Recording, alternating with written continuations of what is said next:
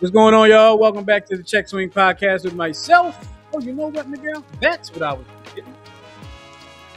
One moment, please. Uh-oh.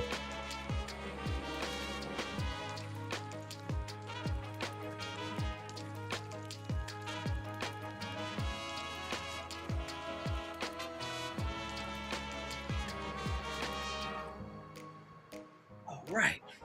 Well, this is live for you. It's a live stream. What just happened? I realized that I was forgetting the essential part of the show, and I'm not going to be able to. And I don't know when we're off by a day, Miguel. I'm like completely thrown. So I don't think I'm going to have that essential part of the show. So welcome back to the Tech Swing Podcast, y'all, with myself. And of course, my man, Coach Sandon, who's down in Baltimore having big fun. Ah, Yes. There you go. got it. Maybe I can have it by the end of the show. Let me try to get it together. I was just completely distracted today. But we are back. We are live, as you can tell, and we have a lot of things that we are going to. Well, we have a few things to talk about today. It's not a whole lot going on. I mean, there's a lot going on because you got the Olympics going on. NBA All Star Weekend is about to get started. Pitchers and catchers reported yesterday. Um, the Eagles are always a topic. But before we get into all that, I gotta ask my people how they been. So Miguel, Sir. how you been? Yes. That's good to know. Now it's I just can't wait for this weather to break because this cold weather is for the birds and it's been killing my arthritis. Yeah, I believe it. I believe it. I'm about sick of it myself. I'm not a fan of the cold weather. Um, Give me a hot day any day of the week. Any day of the week. Um, I think next week we're going to be in the 50s, though, right? So allegedly. And then someone told me, oh, there's going to be a one more snowstorm. Oh, So yeah, I did see something today about a snowstorm, possible snowstorm coming this way. But what I didn't see was when it was supposed to happen. So, um, hopefully it doesn't happen. But hopefully, if it does happen, I get some days off of work. yeah, good luck. I'm just saying. Um, while I'm getting the phones together, y'all, I'm getting all the phones together. There's a lot of stuff that I forgot to do before the show because we were a You day late. And the you want to dollar, start you want to start off with some videos? yeah, let's do that. Let's do that. Let's start with some video of that. We're gonna go through some videos. We're gonna get the party started a little bit, and then we're gonna get into some sports conversations. All right. But Miguel, what you got for us? A little old school advertisement for some headaches. Old school advertisement for some headaches. Okay. See what you New. Introducing Head On. Apply directly where it hurts. He needs some milk. Head On. Apply directly to the forehead. Head On. Available at Walgreens. You all right? Yeah, I wasn't expecting that. It caught me off guard. Sorry. By surprise. Oh my goodness. Oh my goodness. All right, let's get to some particulars. Of course, as you know, we have the text line, right? You can always hit the text line, the 24/7 text line at 484-606-6061. It's our 24-hour text line. You can text at any time. All right. And you can get your comments read on air. Also, you can call us with your thoughts, 727-731-8267. Hit us up. Let us know your opinions on some of the things we're saying and some of the things we're talking about. But right now, what we're going to do is we're going to get into this show. Okay. And as I stated earlier in the show, pitchers and catchers reported to Clearwater or to their spring trainings. But as far as we're concerned, this is just all about the Phillies. So the Phillies have returned to Clearwater and they reported, pitchers and catchers reported. And for me, Miguel, when that happens, when that day happens, it just reminds me that you know what, warm weather is coming. Very Warm soon. weather. But in today's show, Miguel put something very interesting, and it's different. It's different, and it's about Zach Wheeler, who did show up to spring training, and did do some throwing. But Miguel, do you want to talk about Zach Wheeler? So, for those that don't know, his season was cut short last year. What was it? The last 2 months of the season, where he had what's called a thoracic outlet decompression surgery, which requires the removing of the first rib. So the first rib up top, surrounding, yeah, the top rib. Oh, okay. So it's designed to relieve pressure from the blood vessels and the nerves that are inflamed. So it was basically producing blood clots, right? So I was talking to somebody who works. I work at the School of Nursing in downtown Baltimore, and they said that a lot of like engineers that do repetitive motion sometimes get this procedure done. So like people that are like on the assembly line making cars, sometimes they'll have that issue like on their in their back, and have to get something similar to that done.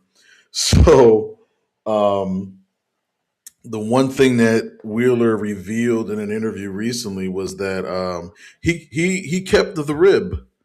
He has the rib stored in his home closet. I don't know, other than he said it was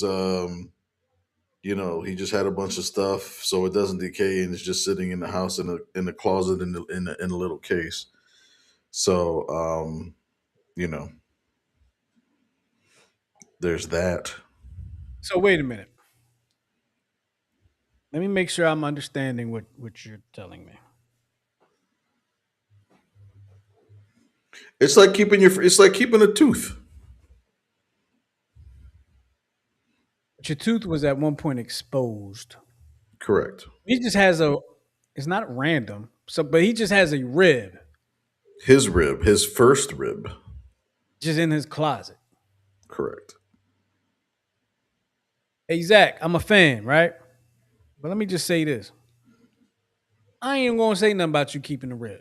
I get it, right? I always, when I've had surgeries, I've always wanted to see what they may have removed from my innards, and I've never gotten the opportunities. And I've told them before, before this, hey, look, don't take my whatever to the lab. I would like to see it. And they always say okay, and if it's never happened, so I digress. I don't know if these things have ever been removed from my body that I've had surgery for. Okay, but if you're going to keep your rib, Mister Wheeler, yeah, you got to display that. Like you can't just have it in your closet. Like you got to display it or something. Like you can't just in your closet. Like it's just gonna be. You're gonna have some dirty socks fall on it or something. Like you know what I mean. Like it's not gonna. Why keep it if you're just gonna have it hidden? You gotta display that. You gotta put that in the man cave, Zach. You gotta put that in the man cave. Like, What to show it off to like yes. his to you want him to show it off to Uh oh. his wife and his side chicks? Well, his wife. Well, it Hello. won't be interesting to his wife because she'll see it every day, right? But it is a talking piece. It's a conversation starter. Yo, what is that? Oh, that's my rib. Come again? Yeah, rib. Yeah, that's my rib. I had thoracic outlet syndrome surgery and they had to remove a rib and I kept it. For what? Why did you keep it? So that's what I'm saying. Right. That's what I'm saying. Yeah, you have to display that. If I keep my rib and it's in a case, you best believe it's going on the wall somewhere as a talking point. Now, not not apples to apples comparison here. I was at someone's house recently.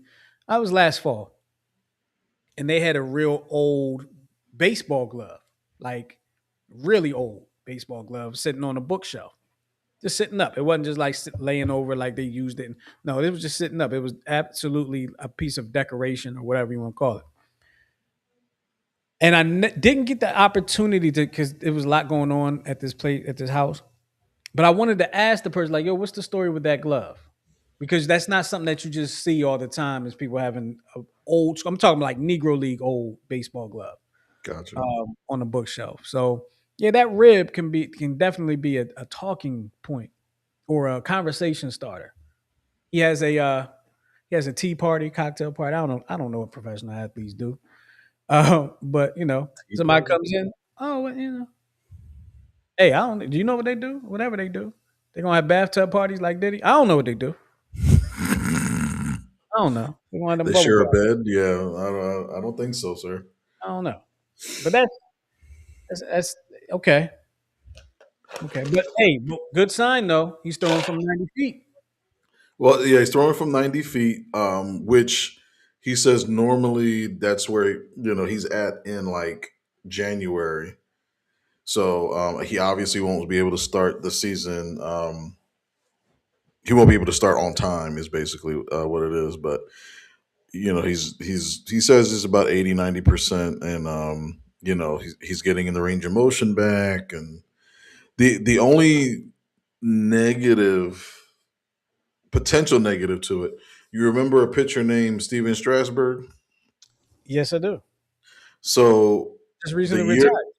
right, the year after he won the World Series with the Nationals, he had this procedure and he only pitched, I think, maybe 10 more innings for the rest of his career after that. Wow, I didn't realize So that. So yeah, he had a very similar procedure, and it pretty much ended his career. But he was always injury prone anyway. He only had like two full seasons, one year, the one season including the World Series year. So And he had a lot of promise too. a lot of promise. Yeah, A lot of promise, man. That was one person I was not. I was excited to see, but not looking forward to seeing play against the Phillies. Mm. I But I felt was the same, excited to see what he was supposed to be.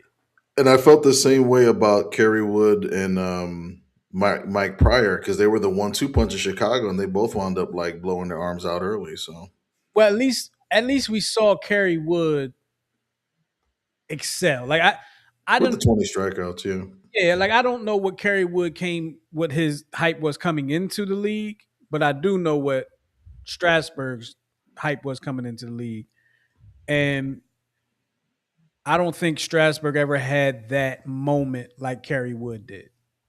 Like Kerry Wood had a couple moments in his career, early in his career. I think it was his rookie year, maybe. I don't know. I definitely his rookie year. When his rookie year, he had the 20 strikeouts or whatever it was, and then I think he had a couple maybe that season, maybe the next season. But we got to see what Kerry Wood was capable. We never really got to see that from Strasburg, and in back to back years. Correct me if I'm wrong. It was Strasburg, and then the next year they got Bryce Harper, right? Which was supposed to be the future of their franchise. Yep. And then they get rid of Uh, Bryce and they win the World Series. How about that? Um, and then remember, immediately after that was the fire sale. That's when Luis Soto went to San Diego, and yeah, they just completely. forgot about that. Yeah, I forgot he played for a while. And now he's a Met. How about that? Um, what was I about to say? Nick Castellanos. This summer has been like it's been an interesting summer for the Phillies and Nick Castellanos.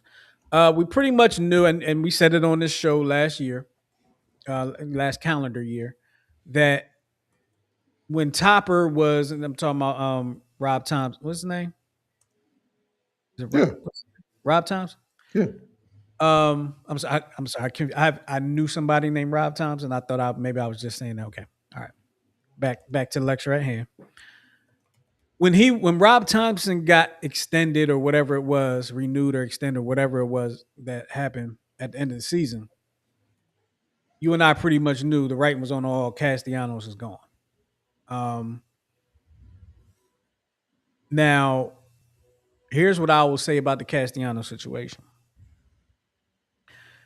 It is my opinion, which I am entitled to, that Dave Dombrowski, who is the president of baseball operations or general manager, whatever he is, of the Mhm. Philadelphia Phillies, he blew/dropped the ball. He blew it and he dropped the ball with the Castellanos situation from the day the baseball season ended for the Phillies. I believe that the Phillies knew that they were not bringing back Castellanos this coming season before last season ended. And if I know that, and I know my best resort would be a trade, I don't talk bad about the player. I talk nothing but glowingly positive things about the player the entire winter. So maybe I can get some takers in the trade market. Dombrowski didn't do that. Dombrowski didn't do that. And he messed up an opportunity. And now, Miguel, correct me if I'm wrong, because I know you understand the contracts and stuff like that with baseball, and other stuff too. But we're talking baseball now. The Eagles, or excuse me, the Phillies now have to pay. They still are on the hook for Castellanos now because he was under contract, guaranteed money. So they still owe him $20 million. Am I correct? Correct. Now, if he once he'll get signed. Once he is signed with another team, what happens? Will the Phillies still have a responsibility to his salary, or will his contract even still be the same? Like, will he have to sign for the same amount? Like, how does that work? Are you no? So, as far as I know, since he's been released, he's still under contract with Philadelphia, right? Mhm. If I understand it correctly, whoever he signs for, they can sign him for whatever they want, and that would be their only responsibility. And the Phillies will still have The that 20 $20 million. million. So he's gonna get double the money. He might go somewhere and say, "Look, give me 500,000 Well, getting paid by the Phillies. Give me 500,000 and spend some money on somebody else. Let's get a World Series." right, and it does state the move allows him to sign with any new team while the Phillies absorb most of, if not all, the final year of the contract. So, because they don't have like an amnesty like in basketball, they don't have the voidable years like in football. So yeah, it's Guaranteed. yeah, and I think that I agree. The Phillies definitely dropped the ball in how they kind of handled this thing. Allegedly, everything went down here because of everything went downhill with Casty and Topper during a series in Miami where he got benched, and I think it was a crazy statement that Nick released a letter, and basically it says, after being taken out of a close ball game in front of my friends and family, I bought a I bought a Presidente into the dugout. He got a beer into the dugout. I then sat right next to Rob and then let him know that too much slack in some areas and not too tight of restrictions in others are not conducive to us winning. So he kind of took ownership of that. He knows he shouldn't have said it. He did apologize, but that was kind of the writing on the wall for him. Well, he's gone. The Phillies are on the hook for $20 million. Of I guess basically you kind of call that dead cap, right? There's no cap in baseball, but Not they're on, yet. they're paying for a product that they're not going to receive. Um, and Dombrowski could have went. I feel Dombrowski probably could have went about it better, and maybe could have ended up in a better situation than having to pay somebody $20 million that is not going to play the game for you this year. Um, Sticking with baseball, and you've been on top of some of these things here, Miguel, or you've been on top of all these things. I shouldn't say some. Major League Baseball owners vote in favor of enforcing rule to curb pitch stealing. Now, I got to be honest with you. Little something funny, and for people that understand baseball, you'll probably think this is funny too. When you sent me that, I'm going to tell you right now, and I looked at the stuff too, right? And I read it, and every time it wasn't until just now when I looked at it that I realized it's stealing pitches. Even though I read the article about the stealing pitch, I'm thinking stealing bases the whole time. I'm just like, yo, what is baseball doing? Why would they create a rule to keep you from stealing bases? That is the dumbest thing I've ever heard in my life. No, no, Justin, you got to pay attention. like my dad used to say back in the day, when you're in elementary school and you're read what's there, not what you think is there. Right. So yes, curb pitch stealing. Right. Explain that, please. So I was trying to see if I could. I'm sorry. I didn't mean to cut you off. I tried to start before you did. I just want to be on record. I think this is stupid too. But go ahead. So I was trying to see if I could find like a quick diagram, just for those that may not know baseball per se. But when you're looking at the diamond of a baseball field, there's these little like I call them open rectangle boxes on each side, first base side and the third base side. Those spots are for the coaches, first base coach and third base coach. So what was happening was the coaches boxes, the coaches are supposed to be able to maneuver anywhere inside those lines, not outside. They may not drift outside. The rule actually states that you are supposed to stay within the line until the pitch is thrown. And if I'm reading it right, so the coaches are not allowed out of the boxes while the pitcher is in contact with the pitching rubber until the ball is in play or caught by the catcher. The one exception is coaches are allowed to move closer to the dugout or the stands for safety reasons. So that's usually what I do when I coach third. I'll do my sign and then I'll get the hell out of the way. You know what I mean? But lately, coaches have been moving up and down the line toward the playing field during a pitch. Because if you can move up and kind of see the angle of where the pitcher or the catcher's throwing down the signals, you can kind of pick that up. Now, I think this is kind of a waste of a rule or of a vote for anything, for the simple fact that you have the comms now. So you have the earpiece, you have everything's digital. So Yeah. to me, Yeah. it's kind of like the rules already always been there. So what they're saying is now they're going to enforce the rule. That's really what they're saying. They're actually going to enforce the rule by giving a So verbal warning, and then if they do it again, then they're rejected. I feel justified in feeling like this is stupid. No, Um, it's not that it's stupid. I get it, but it's not necessary anymore yes, because not necessary because the rule is already there. What's the point of enforcing it for the reasons that you want to enforce it for when that it's, it's not even a situation? It's it very doesn't few pitchers that still use the hand signals. right. And I say pitchers because the catcher doesn't decide we're going to use it. It's the pitcher. It would be like, so in Aruba, there's no I went to Aruba several years ago and I was mortified at first, and then I was like, wow, this is actually pretty cool. They have no they have no street lights. Oh, really? It's all roundabouts and speed bumps. So if there's an area that's like highly congested, they add speed bumps or they do little roundabouts to slow traffic down.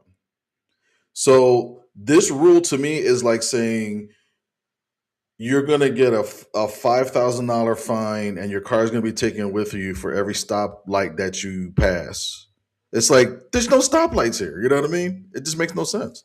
Oh, is that you meant traffic lights? They don't have Traffic traffic. lights. I'm sorry. They have Oh, no traffic lights. I thought you meant like the street lights, just regular street lights. Oh, I'm sorry. No, they don't have traffic lights. oh, that's interesting. But it's interesting how it flows even without the traffic lights. But I have a question for you. In and I think you did, but in all the years that we coached together, did you know I was stealing pitches? Yeah, Pick up on that I was stealing pitches sometimes? yeah. Okay. Because I But mean, it not wasn't I I, wasn't I wasn't going up to see with this rule that we were just discussing, it's kind of more so the coach goes up to the player while they're on base and says something to them and they're trying to steal the signs there. I was stealing them from the coach's box if the catcher was not aware that he was just giving the signs irresponsibly. see, and so here's the thing for me. It's not stealing if you're giving it to me. Exactly. You dig what I'm saying? If you're making it in plain sight, you know what I mean. It's like a girl that wears like scantily clad clothing, like no bra and stuff like that. I can see the areolas. Okay, you wanted me to see it. I'm allowed to see it. Okay, and I'm processing it. It is now the thing, right? Um, and kudos for the word of the year, areolas. Um, but yeah, if you're lazy or just not cognitively sound, I guess is the word, that you're just gonna just throw signals out. Of course, to me, that's not stealing. You know what I mean? Yeah. It just isn't. You I just saw it. That's all. I saw right? it. I If the saw the pitcher showing sign, me his grip on the baseball and I see it, I Mhm. saw it. and that's why we train our pitchers to like, okay, hide your grip. Don't we're trying to be repetitive in your motion to not tip your pitches. To not reveal what you're going to throw next. Right. So And my training of the youth that want to pitch, I tell them put the ball in your glove and grab it. Put the ball in your glove in a way that you can grab it with any grip that you can without having to do a whole bunch of moving around. right, Because that's telling everybody what you're doing. right. Um, I want to move on because there was of course, there was the Super Bowl over the weekend. Oh, really? Well, it was Thursday night football disguised as the Super Bowl, Oh, I but thought it was a preseason game, it dude. felt that way too. At least in the first half. In the first quarter, it felt very preseasonish. It, Very I preseason. I don't know. I'm sure it's happened, but I've never seen in a Super Bowl where a wide receiver drops the pass, it falls into the opposing team's hand, and he drops it on the same play. I saw that at least twice, Hmm. and there was But there was a rumor that the Patriots allegedly like added like 5 or 50 new plays um, Super Bowl? for the Super Bowl, and it's like, who does that? Like, Yeah. Because you think your plays are going to get stolen in the walkthrough. Because maybe as a coach, you might have been part of that whole situation as a player. which is why Belichick shouldn't be in the Hall of Fame. Sorry. He's not. Um. Oh, Lord. Can you see me? Now I can. Okay, that was I lost connection and got it back. Let me put me back over here where I was. There we go. I was gonna say, get back over to the left, damn it. Hey, this is a live show. This is a live show. It just happened. I had this little sign that said, "Oops, lost connection, reconnect," and then I was going, came back. That was weird. Um, the Super Bowl, like I said, happened this past weekend. Congratulations to the city of Seattle. Congratulations to the Seahawks uh, organization winning the Super Bowl. You are now the defending champions. You are on the clock. But I don't really want to talk about the game. I want to talk about the halftime show. Dun, dun, dun. The halftime show. Can I give you my opinion on the halftime show? I mean, you're gonna give it if I don't want you to. Yeah. Sorry. Yeah, if Go you ahead. said no, I was going to give it anyway. You're right. I enjoyed it. I Really? enjoyed the halftime show. I thought it was creative. I thought it was interesting. Um, I feel like I learned a little bit. Did you learn a lot during the halftime show or after when it was actually explained? I still have not going through and heard any explanations. I just kind of assumed things. Okay. So, maybe I didn't learn anything, but I just kind of assumed things when I was looking at stuff. Mhm. I thought it was pretty cool that you had people out there dressed as like grass, sugarcane, or whatever. You know what I'm saying? Like, Yeah. and I thought that the show was interesting. I enjoyed the show, even though I couldn't understand a word. I don't speak Spanish. I speak a little bit, so I understood some words here or there, but not in the context of a song. Um, also, he didn't. I don't think I know any Bad Bunny songs. I've been hearing about Bad Bunny for years. First of all, can I just say that I used to think when I first started when I first started hearing the name Bad Bunny, you know who I thought Bad Bunny was? First, I thought it was a woman first. I thought Bad Bunny was the Cash Me Outside girl. I thought that's who Bad Bunny was, but What? I don't know why. I don't know. Does her name Bad something? Ain't she like I a rapper? I don't even know. I thought that was Bad Bunny, but I mean, Right. it wasn't like until the Super Bowl came out.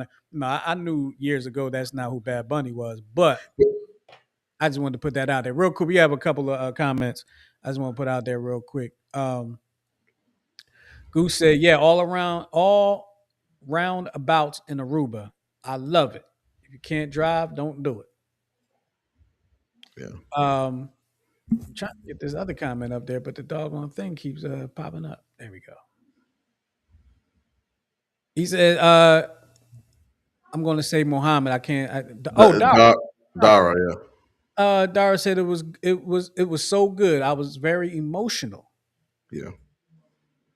and she said this thing keeps popping up while I'm trying to click is pissing me off.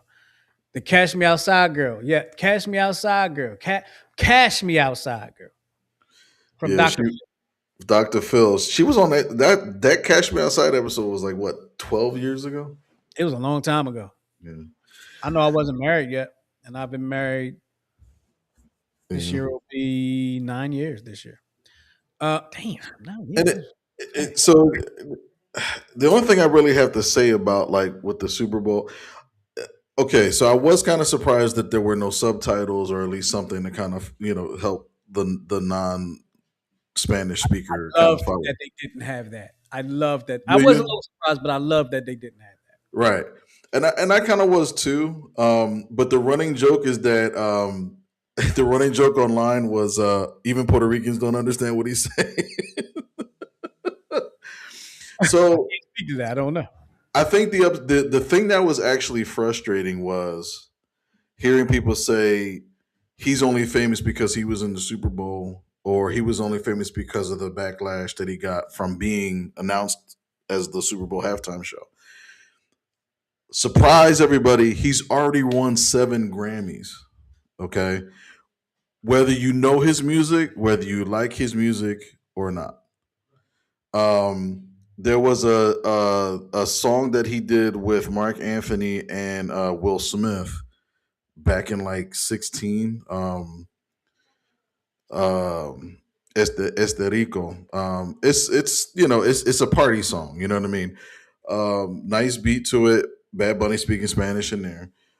He's also hosted Saturday Night Live, I think 3 or 4 times, and each time it was almost like his English got worse. But that's what kind of made it funny, you know. But what people don't understand also is that how many years in a row now has the NFL tried to go outside global? They were in Brazil for the last couple of years, right? They're going to Australia next year. So it's like I didn't know that. it's the to me it's like an arrogant thing. Like it's the arrogance like whenever we have the Olympics come around, right? And all these other sports come out. And Americans are like, well, nobody plays soccer, nobody plays rugby or um, cricket or any of those sports. But what people from America don't understand is like our sports aren't even the top 3 or 4 in the world. Right. The top selling video game outside of any shooter game, the top selling game of any game on the planet is FIFA. It's FIFA soccer because Yep. it's played globally. Like we have in America, and I'm trying not to make it political. I'm trying not to make it racial, but it just seems like the mindset is like, if it's not English, if it's not white, then it ain't right. You know what I mean? Like, and then there was the counter to that, the counter to the halftime show, which was whatever Kid Rock was doing in his jorts or shorts or sharts, whatever he was wearing. Kid Rock had his own halftime show. I'm not surprised, but I didn't know that. And it was 35 minutes. And a total of 5 million people watched, compared to 135 million people who watched the halftime show. Well, let me ask you this. Sir. Who have been like the top halftime shows? I'm so glad you asked. So, I have an image if you want to post up that thing real quick. Okay. The top 4 Super Bowl halftime shows. I'm going to assume it's this one. There you go. All right. So those are the top 4 most watched Super Bowl halftime shows. Kendrick Lamar last year was at 133 million.5. Michael Jackson, who technically did the first glorified halftime show, 133.4. Usher from a couple years ago, 129, and Bad Bunny, 128 million. Another thing is, when he was done his performance, there was 125 or about 120 million people watched the rest of the Super Bowl, right? When Kid Rock did his Super Bowl whatever it was, 5 million people were watching, and it was actually a conglomerate of a whole bunch of, they were just all white performers, singing about, how, being trans is bad, and I want, to drink my beer, and, not have anything happen to me because of DEI. Like, these were literal songs, like country singers singing these songs. Once Kid Rock came on at the end, it went from 5 million to 4. Oh, so 1 million people dropped off. Right, because they saw it was Kid Rock. Back to the game. And went back to the game. So they didn't even get to see Kid Rock, who I'm assuming was the headliner. Right. In Georgia. Or they did and didn't really care to. But, since we're talking about like the history of this, what's funny is that, and you and I were kind of talking about it before the show, there was an event that happened in 1992 that caused a big stir in the NFL realm, where In Living Color decided, hey, we're going to use the halftime show to air a special episode, and it drew 9 million viewers, which accounted for like 11% of the audience. So, which was about close to 80 million viewers. So then the NFL decided, hey, we can't have this. So then the very next year, what do? They get Michael Jackson. And that's where you get. I remember that performance by Michael Jackson because I think it was San Francisco versus San Diego, I believe. Yes. That or the game was in San Diego, one of the two. No, it was, wasn't that the second Buffalo Super Bowl? 93? Yeah, the one you're thinking about, I think, was 94. 94? Okay. Let me Either way. What I was going to talk about don't matter who was playing, because they had like 20 replica Michael Jacksons or whatever you call them around. Do you remember that? Around and they all shot up in each corner. Yeah, I remember that. So that was. I remember the year before. I think it was the year before. Michael Jackson did a live concert on HBO. I want to say, if I remember correctly, it might not be HBO. I don't know, but he did a live concert where he shot up out the stage and then landed and stood there for what felt like 20 minutes and didn't budge. You remember that? I remember that concert, and I remember him ending it on a rocket. Those jet packs. Ooh, I don't even He remember actually that. he did that, and he flew out over the crowd, and people were passing out left and right and stuff like that. So this particular Super Bowl, it was the Cowboys and Bills. Okay, Cowboys Bill. Okay, That was the Leon Lett fumble. Don Beebe. Don Beebe, yeah. Um, are you able to pull that last? I mean, the previous graphic back up with the 4 Super Bowl performances. So I'm looking at this right. Kendrick Lamar last year, 133. Number one, Michael Jackson in '93. Number two, Usher a couple years ago. Number three, Bad Bunny, which I want to say that this is impressive to me that Bad Bunny got that number. It's somewhat impressive to me. Like when I think about them, like okay, people just had their TV on, whether they're watching the show or not. They kept their TV on because of the game, right? But let's be honest, the game wasn't that interesting, Not at all. especially the first half. Mhm. People don't turn off the Super Bowl necessarily if they're interested, right? I didn't turn off the Super Bowl, but I was just rolling through my phone. Like I probably couldn't tell you a bunch of the plays that happened. You know, when you said the ball went through the receiver's hand and out the defender's hand, I didn't even see that. I don't even remember that because that game was just to me was just so blah. It just didn't do it. Now there was not a whole lot of pomp and circumstance leading up to that game, and let me drive to what I'm trying to get to.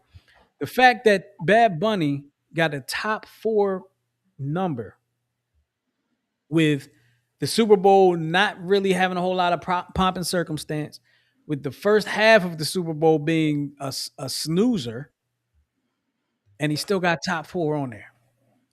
That's impressive to me.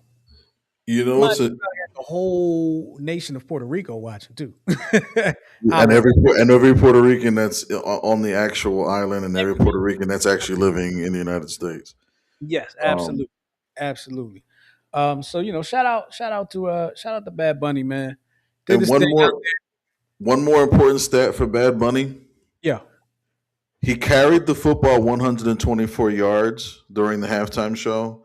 The Patriots carried the ball for a total of 79 yards. So he had more total yards on the ground than the Pats. Wow. But Oh, here we go. Here we go. Uh, thank you, Cuz. Goose put this little tidbit of information out there. Before Michael Jackson, it was college marching bands, many HBCUs. Oh, and Don Rickles. I don't remember one with Don Rickles.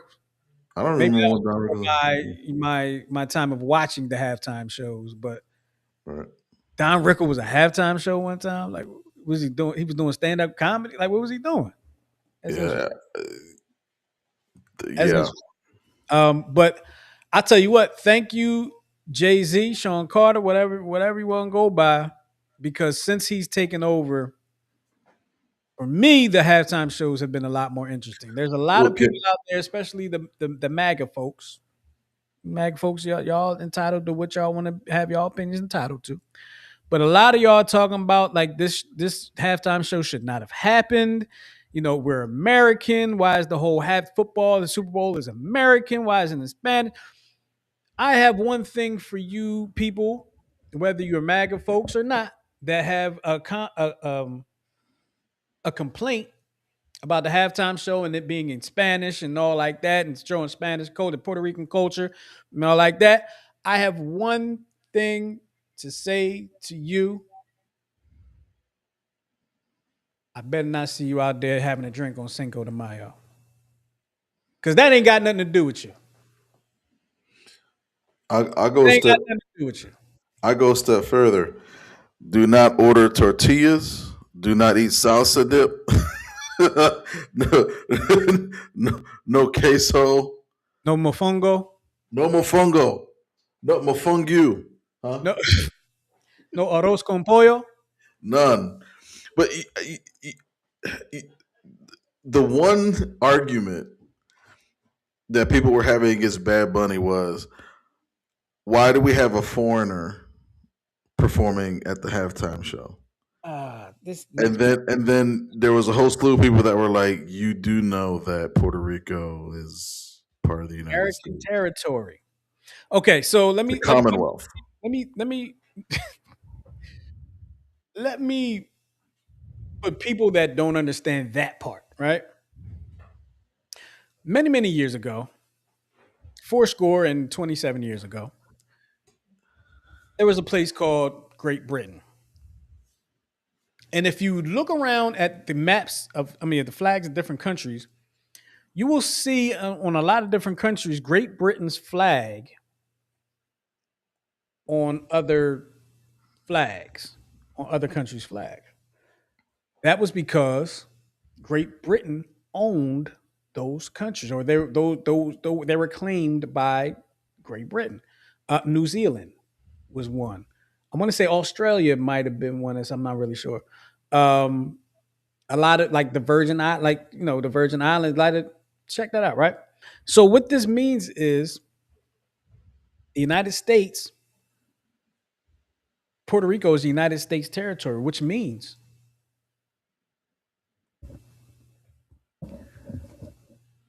people from Puerto Rico are Americans too. They're United States of Americans, not South Americans. They are North Americans. They're United States of Americans, as I said. Dara said no tequila either. Yeah, don't y'all drink that Don Julio. Right. Or Jose Cuervo. Damn you. Well, that's actually what I meant to say, but Don Julio came out for some reason. Either way, I was right both ways. It's all good. How do I sound? Does it still sound good? I heard a little glitch in my. I still sound all right. Say that again. I said, do I still sound all right? You sound a little robotic. Okay. Well, let me reset the thing. And while I reset my audio, I'm not going anywhere. While I reset my audio, you go ahead and start talking about this whole AJ Brown stuff. I'm gonna jump in. I'm gonna do what? AJ Brown. Don't yell at me, shit. So the AJ Brown saga. So there's still trade rumors that are swirling around the great AJ Brown. Of course, last week he was on TV or on social media, um, overselling the fact that he has the strong desire to stay in Philadelphia and how excited he is about the new coaches and things like that. Um, Even Derrick Henry has been attempting to make a push for the Ravens to make a trade for him. So, you know, um, personally, it wouldn't make sense to trade AJ Brown at least before June 1st, because they would have a cap hit of $43.5 million. Financially. Right, financially, it wouldn't make sense. Um, yeah, it would be a dead cap hit, 45.5 million, and then you would have to cut more people, cut salary, and stuff like that. So, you wanted to read the comments, No, I just put them in there for the folks to read. It's all right. right? Gotcha. Um, so if the Eagles were to trade him, it would be the fourth largest dead cap hit in NFL history. We're not gonna So trade. it would immediately put him in cap hell.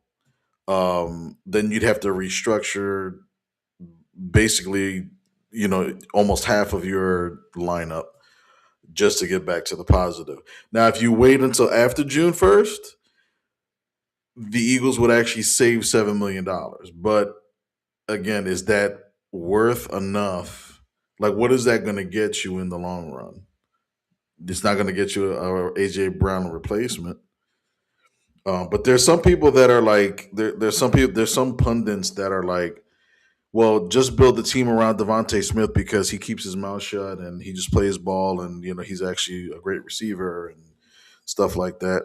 I think this can work out. I don't think this is going to be a situation where I don't think this is going to be a TO situation And what people have to forget, what people have to remember, not forget, is that AJ Brown has publicly stated that he's been dealing with mental issues. When he was in Tennessee, I think he made a reporter cry emotionally because he admitted to suffering from some, forms of depression.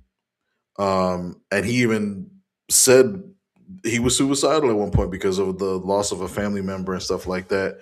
But he was dealing with it through therapy and things like that. So it's like I knew he wasn't going to be traded last year during this. It just didn't make sense.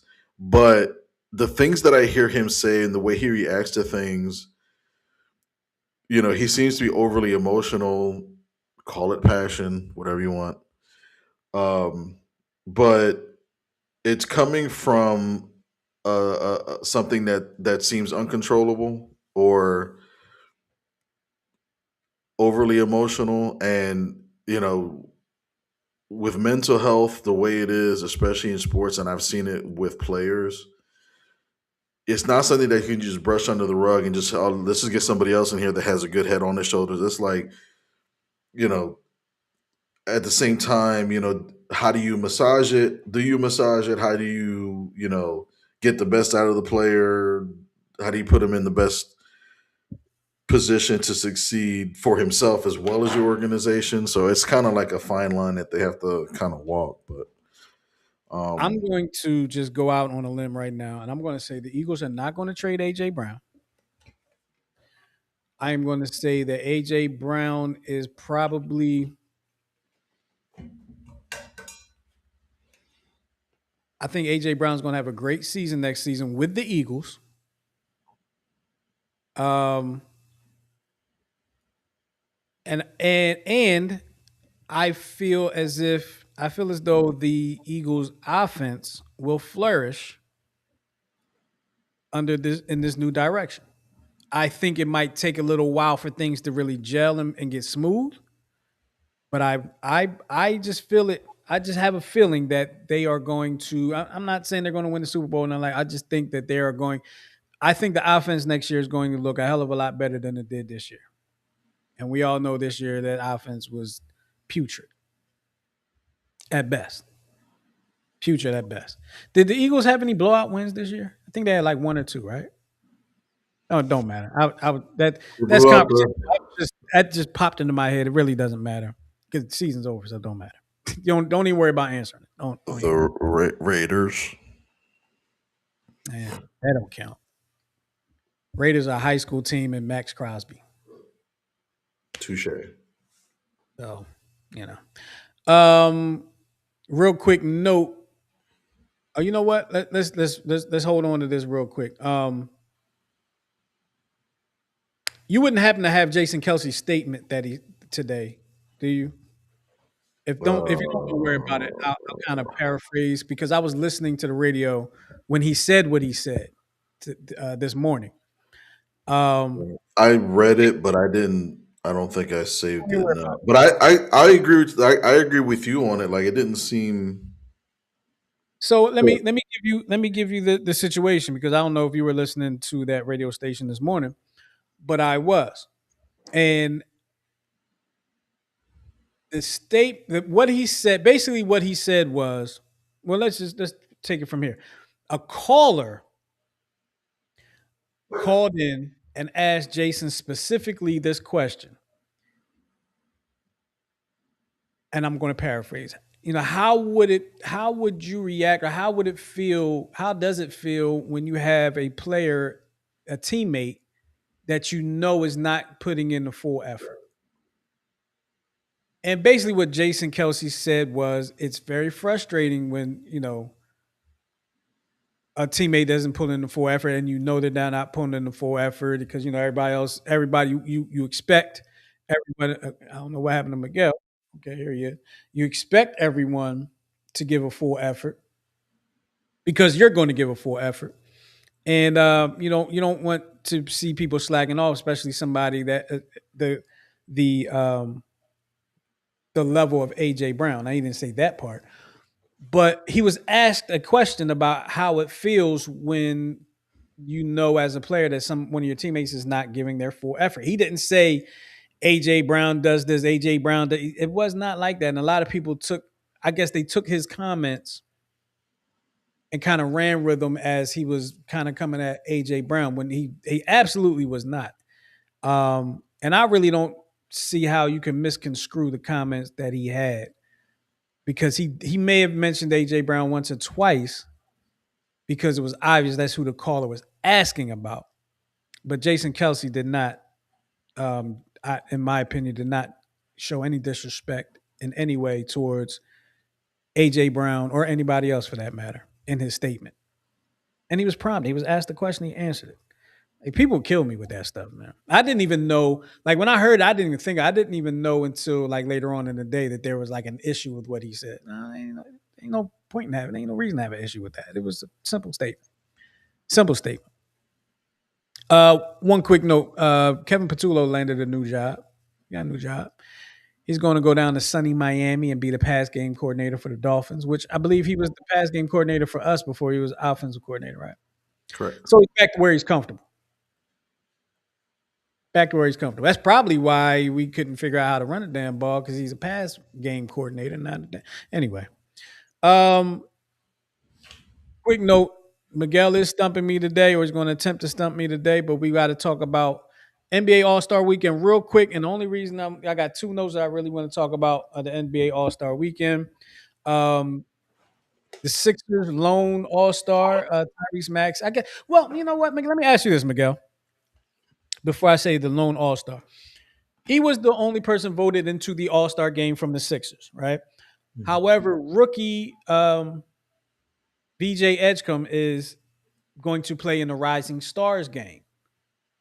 I don't know if there's a vote for that. I think you're just selected for that. So would you consider him an All-Star as well? I mean, he's not going to be considered an All-Star as in playing in the All-Star game, but he's participating in the weekend. Would you consider that Sixers having two All-Stars? No. Okay. So Sixers have one All-Star in the All-Star game this weekend. And that is Tyrese Maxey, and he will be playing. He will also be competing in the 3-point contest. And I will just read the names out real quick of the people that are going to be in 3-point contest: Norman Powell, Bobby Portis, Donovan Mitchell, Jamal Murray, Tyrese Maxey, Con Knuble, Devin Booker, and Damian Lillard. Now, Miguel, if you look at the notes and you see I put there the percentages of each player, their 3-point percentages, right? Norman Powell, 39.6%. Bobby Portis, 45.6%. Donovan Mitchell, 37.9%. Jamal Murray, 43.2%. Tyrese Maxey, 38.2%. Con Knuble, 42.8%. Devin Booker, 30.7%. And Damian Lillard, 0% 3-point shooter this year. Now, you may say, well, why is he in the 3-point contest? He's won the 3-point contest before. The reason he has that 0% is because he has not played yet this season. He tore his Achilles last season around April, I want to say, if I'm not mistaken. And he has not been back since. He's rehabbing himself back, and he might be coming back soon.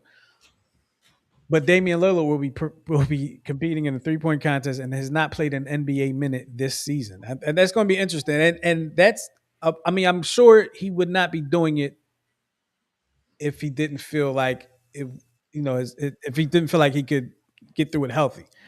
But to me, that seems like a very big risk as you're rehabbing, coming back from an Achilles, and you're going to go compete in the 3-point contest. Now, you can shoot 3-pointers as a set shot, maybe not jump too much, and but I'm thinking if you jumping and shooting them things, and that's, if I'm not mistaken, I think there's five racks, 5 balls per rack, and they have added 2 balls between racks 2 and pause 4. I knew that was coming. I knew it. So that's a lot of 25. That's about 27 shots. 30. I don't know. Whatever. I ain't great at math. Hey, All this All Star talk. Where's your boy Embiid? I'm glad you asked. I'm so glad you asked. And I'm going to answer that question with a question for you. I don't care actually, but go ahead. No, but you asked, so you have to care now. It's your fault. Oh. You bought this on yourself. You bought this. Why would you ask about Embiid? Because he's a thorn. Because he's a what? He's a thorn. Let me ask you this. Another question. Why would Embiid be an all-star this year? Why would he even like okay, why would he even be in consideration to be an all-star this year? Why would he be in consideration? Yeah. If he was considered, then that means that he stopped with the Chick-fil-A diet and he's playing full games and he's scoring 40 and 50 points a night as you. So let me just say this. So because there's been a couple people that said, "Yo, can you believe Joel Embiid they make this? It wasn't is not an all star." I personally was not expecting Joel Embiid to be an all star at all because, well, for one, he's coming off injury in which he's started off the season on a minutes restriction. Okay, um, he's played well, but within the past, I'll say month, he's been playing extremely well. But if you ask me, All Star voting ain't just this past month; it's the entire season. And to me, Joel Embiid is not an All Star this season, and it's not because of his play, because he's played well. It's because he's not been available and played to me have played in enough games to be even considered. Like I know some people have actually been voted to the All Star game that were like hurt and did not play, but they's like a Yao Ming or Kobe Bryant, something like that. Like they'll get voted to an All Star game and they didn't play, but like Yao Ming had the whole country of China voting for him. He led All Star votes every year he was here. Whole country of China was voting for him, and every person of Chinese descent was probably over here was probably voting for him, and anywhere else. Anyway, Joel Embiid doesn't deserve to be an All Star this year. Yes, he has played well. Yes, he has improved. But I'm taking the whole body of work of of this half of the season, and to me, it wasn't All Star worthy. When he was in there, yes, great. But like they say, your best ability is availability, and a lot of times he wasn't available. Case in point, last two games they played, he did not play. And the Sixers. Oh, sorry, I'm moving my camera. The Sixers.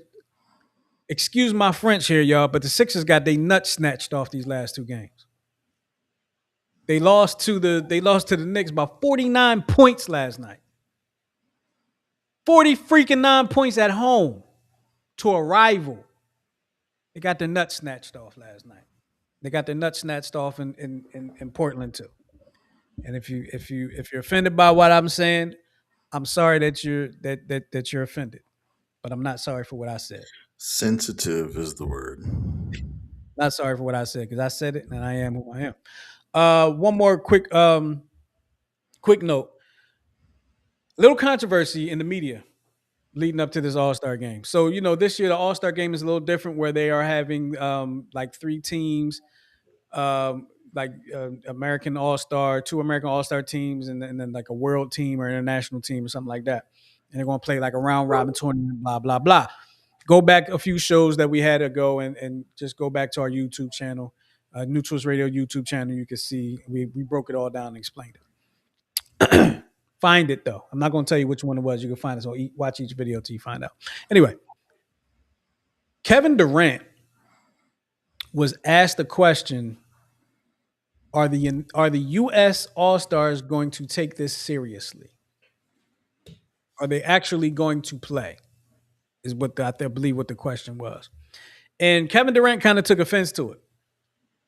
He took offense to it. He said his response was, "You should ask the Europeans and the world team if they're going to compete." If you look at Luka Doncic and Nikola Jokic now, let's go back and look at what they do in All-Star game. Is that competition? So we haven't questioned what they've been doing, but we're going to question what the old heads and the Americans. Now, there are some that feel like that question was kind of either that question or that response was steeped in a little bit of racism. And I'm going to, I moved my mouse, so I'm going to share a quick video from ESPN's First Take. And you let me know what you think. You know what you think. I got to get to the video. Here we go. Come on now. There we go. Here we go. You ready? Yep.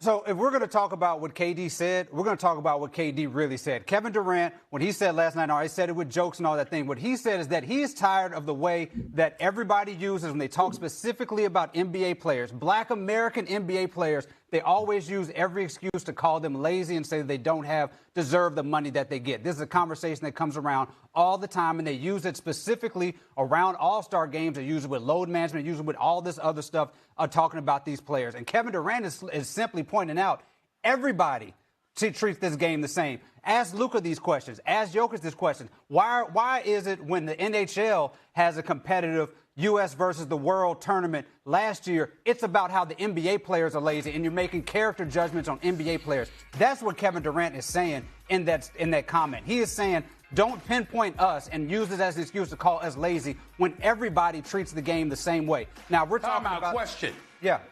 Is he right? I know you're saying what Kevin Durant is. I'm gonna leave it at that.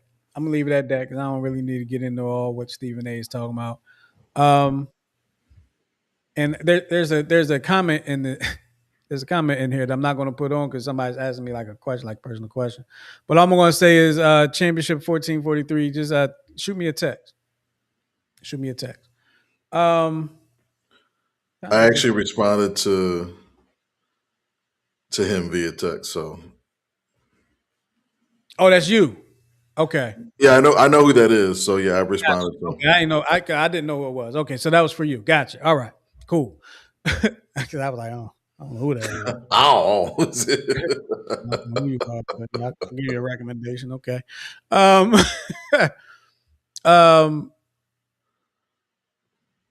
So let me just comment on that real quick. I think that whole conversation went left in a little bit. I don't think the question was out of bounds. Personally, that's my personal opinion. I don't think the question was out of bounds because what's this, 2026, last 6, 7, probably more years of the All-Star game been hard to watch. They have not been competitive. They tried to do little things here and there to try to make it more interesting, and I think this might be the one that works, at least for a little while. But all the All-Stars have really taken the game, the All-Star game, they've kind of treated it the same way. All of them. So I don't know if that reporter has gotten the opportunity to ask Jokic or Luka Doncic or whoever about it. But when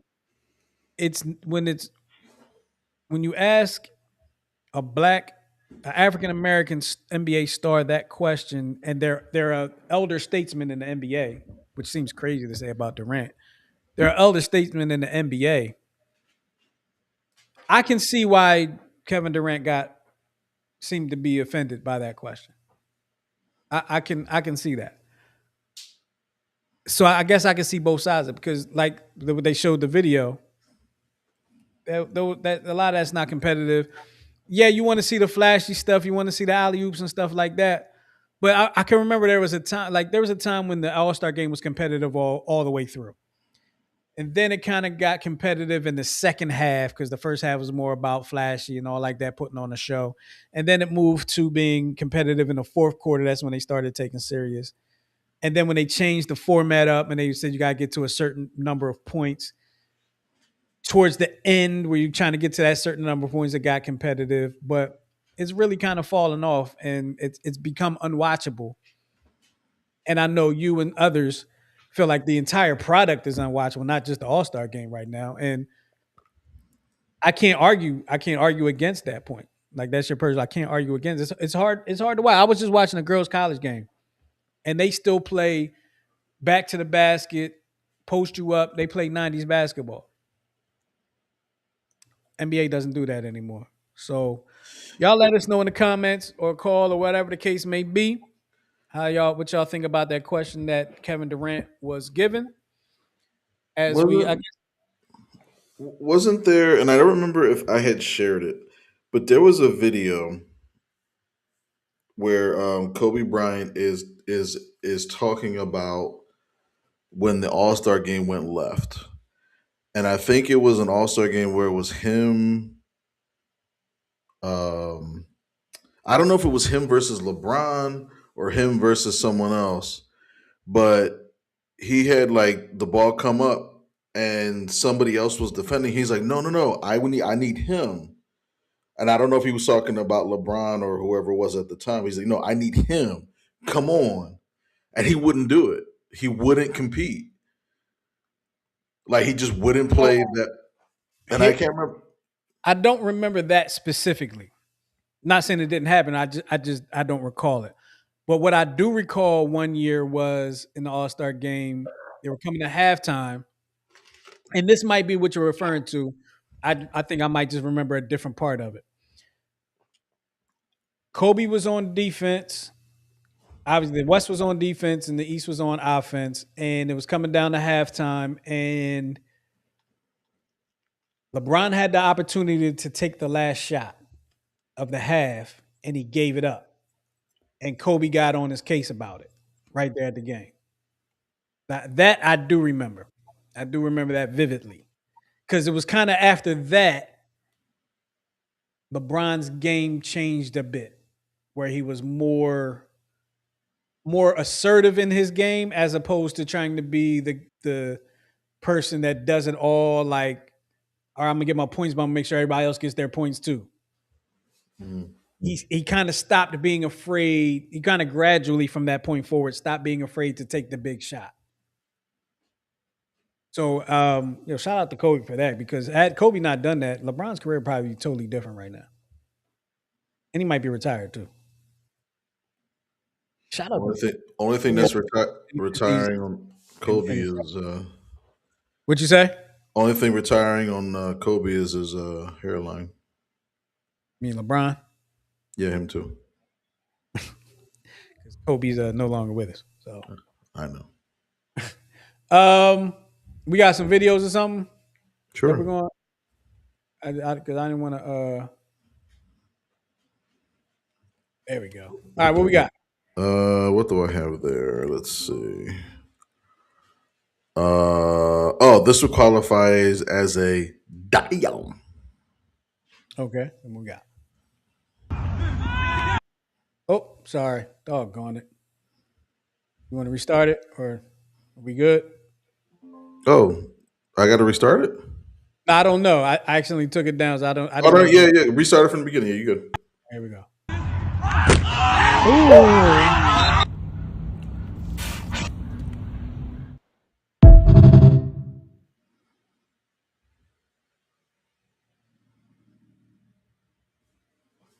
Are you hearing it? No. I would probably have to turn the sound up. So, yeah. Let me put it back up. They laid $1 short on that one. Did you hear it? I heard the hit. All right, try it again from the beginning. No, I'm talking about my sound effect there. Ooh.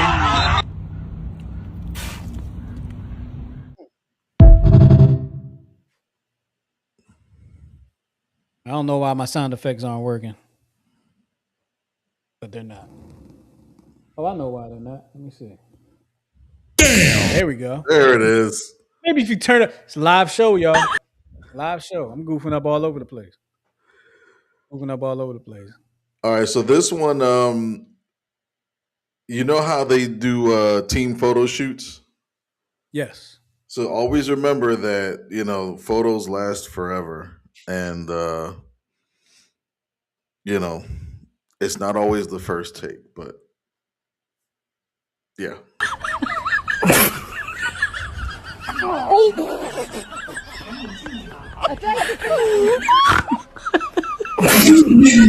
Final product.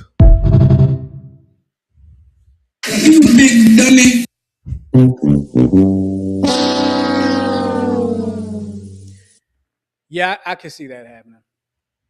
I can definitely see that happening. All right, this will be the last one. Oh, we got one more? Okay. Last one. Yeah. This the real one, baby. I'm telling you, Chi-Town stand up. South.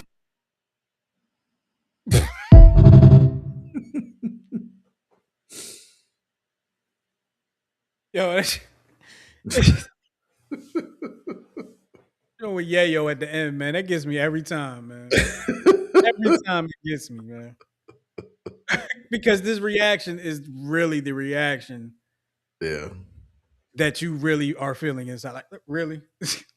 Right. All that and okay. All right. Okay. It's time for Miguel to stump me. Or at least attempt to stump me.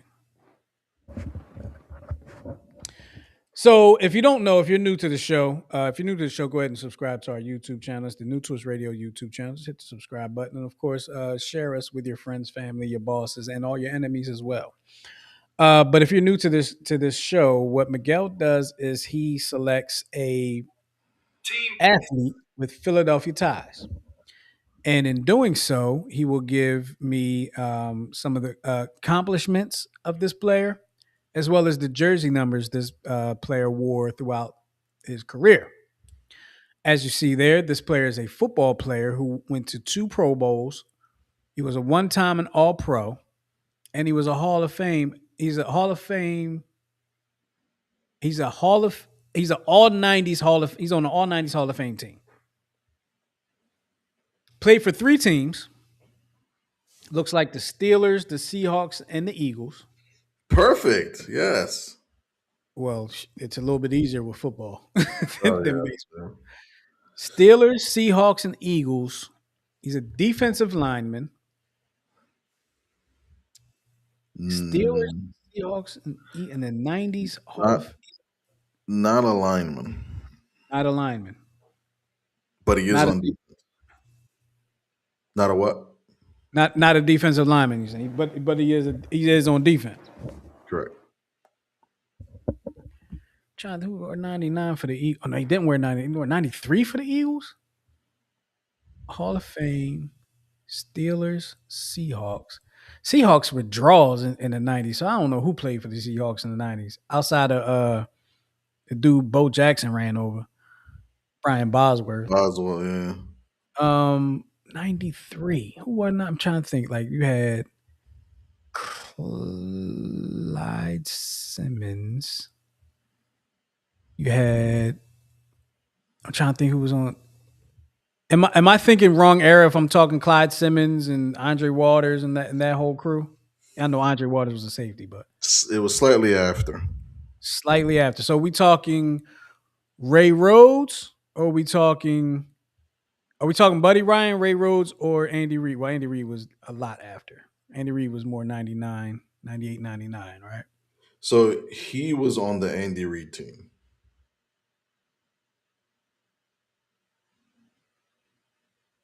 Damn, I feel like I should know this. So he only played 10 years. He's not known for his Eagles career with the exception of one game. He's more known for his career as a Steeler. We're 99 with the Steelers back then. Sheesh. I'm trying. Oh man, you got me with this one. 99 with the Steelers in the 90s. What would get? Can you do you have the time frame of his career, of his first year, his final year? So 92 to 2002, 2003. So, a question for you: was he on the Steelers team that went to the Super Bowl? Yes.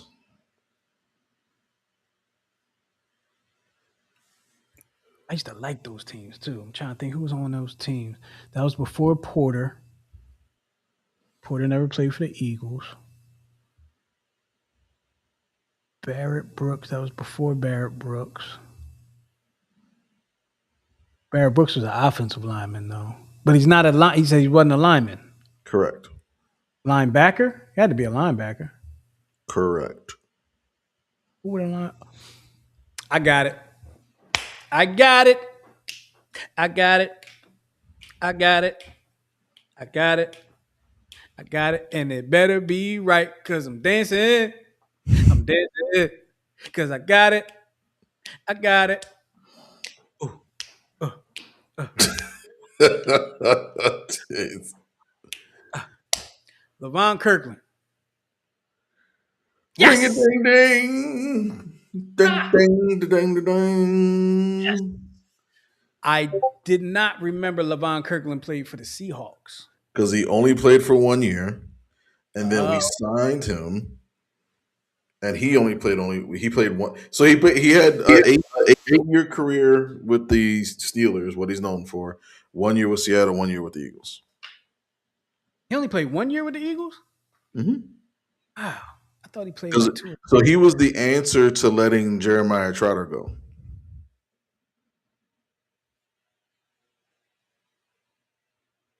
Really? Mm-hmm. I thought Jeremiah Trotter was let go a little later than that, but I guess not. Because when Trotter came back, he was a special teamer, wasn't he? No, at first, yes, he started. He didn't start off as a starter because he wasn't promised it. But that was the year they went to the Super Bowl When he came back. when he came back. Yeah, Do you know that he almost? Well, he kind of did, but he didn't. He hurt To in practice. He didn't injure him, but he hurt him. Did you ever know that? was it the fight? No. Okay, because that was Hugh Douglas. Story is this. So when he came back,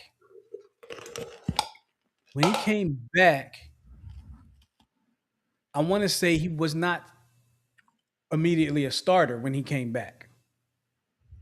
And Andy Reid had said in practice, we're going live. And apparently T.O. didn't know how live was.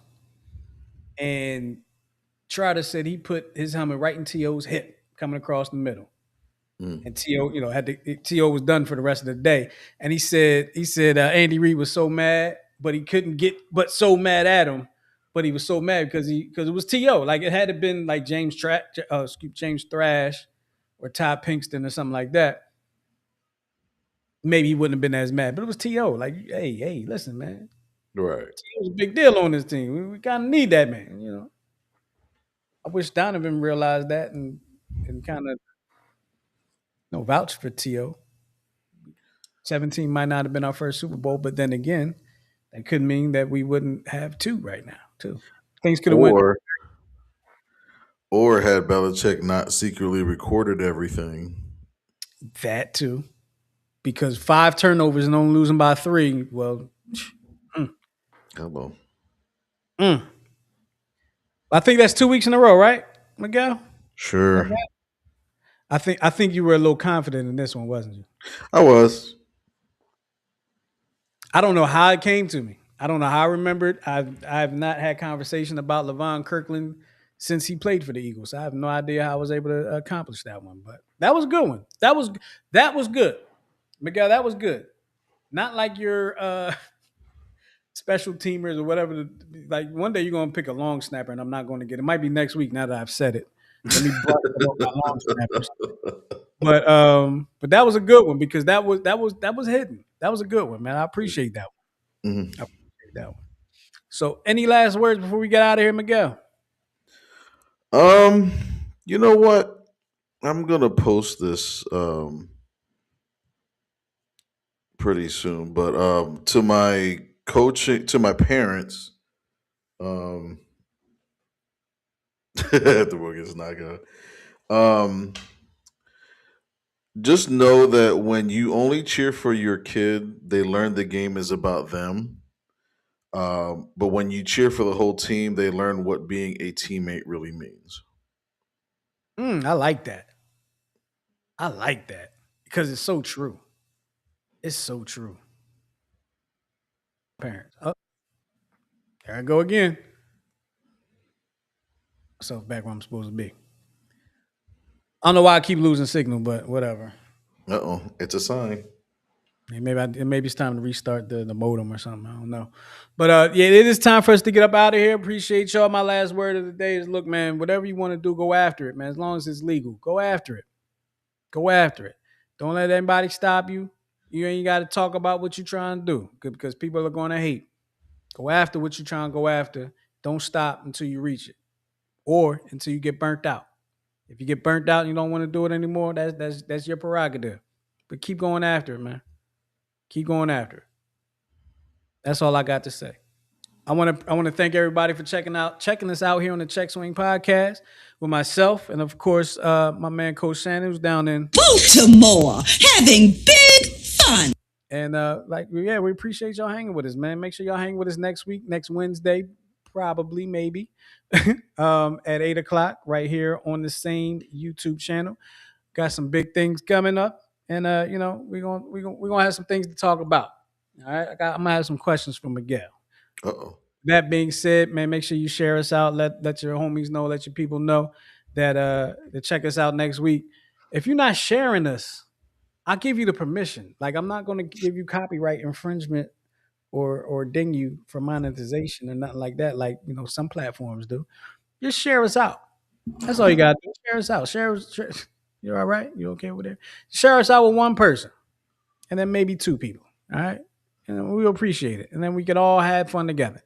With that being said, I'm just babbling. With that being said, we're going to get up out of here. Appreciate y'all hanging with us here on the Check Swing Podcast. And we'll talk to y'all next week. We love y'all for loving us, and we hope you continue to do so.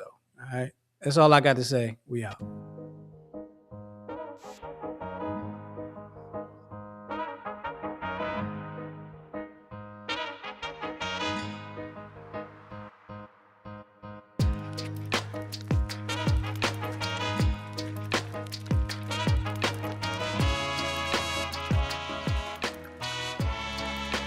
From Michigan.